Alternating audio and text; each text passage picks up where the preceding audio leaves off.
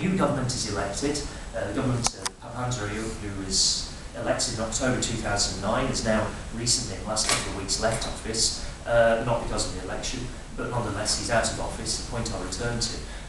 They realised that the previous government had basically been somewhat dishonest about the books.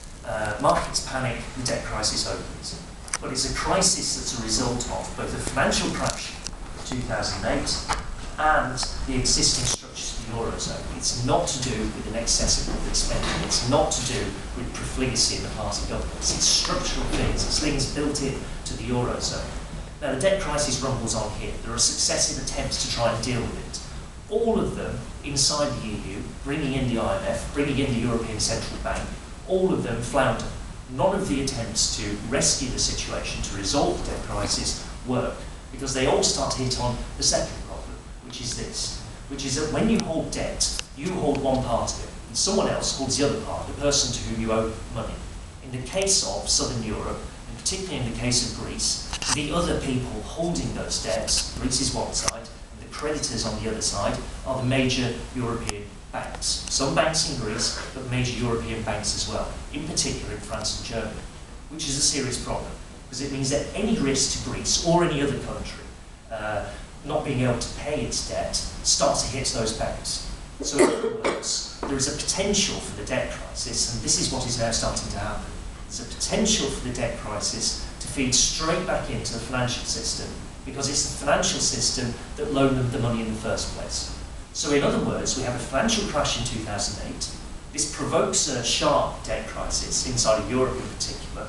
That debt crisis inside of Europe then feeds back into the financial system. And that's why, essentially, it's been such a difficult problem for European leaders, I think, to deal with. That what they've desperately tried to avoid is sort of two things. They want to manage a debt crisis over here. They want to do whatever they can to ensure that Greece, in particular, is able to carry on paying its debts. So they've attempted to manage it over here, whilst at the same time being desperately worried that if Greece defaults or anywhere else defaults, it'll simply impact on the financial system over there. And if it impacts on the financial system, there's a risk of a rerun of the crisis of 2008, but significantly worse this time around because it involves public debt. It involves whole countries going bankrupt rather than merely one very, very large bank.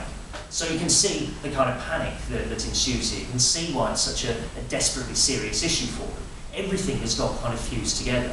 And out of all the efforts they've made to try and resolve this, none of them have really worked. Essentially, they've evolved over the last year or so, kind of denying that there's a debt crisis, to a large extent, saying that, well, it's okay, we can manage the payment of the debt. Greece does not have to default. Other countries will not have to default on their debt, and therefore the financial system is safe, and therefore we don't have to do anything fundamental about this. We don't have to fundamentally change the structure of the euro. We can manage the whole thing inside the euro as things stand. There are a number of problems with that. The first and most obvious one is that Greece will have to default at some time. This is something that the European leaders now admit to.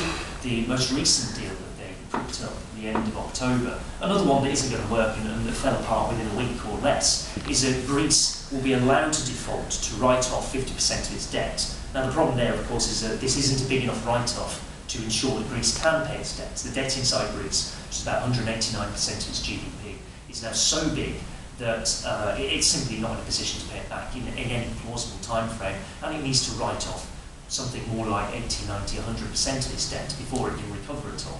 That's one part of it.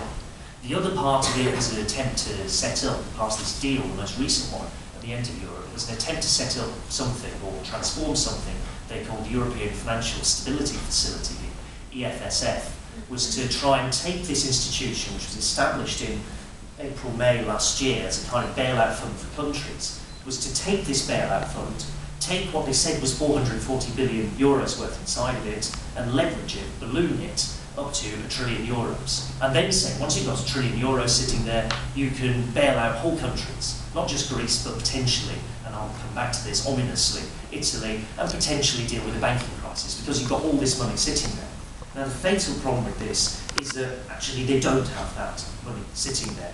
The EFSF, this grand scheme to try and rescue the Eurozone, actually has very, very little hard cash inside of it. What it has is a load of promises to pay on the part of other European countries.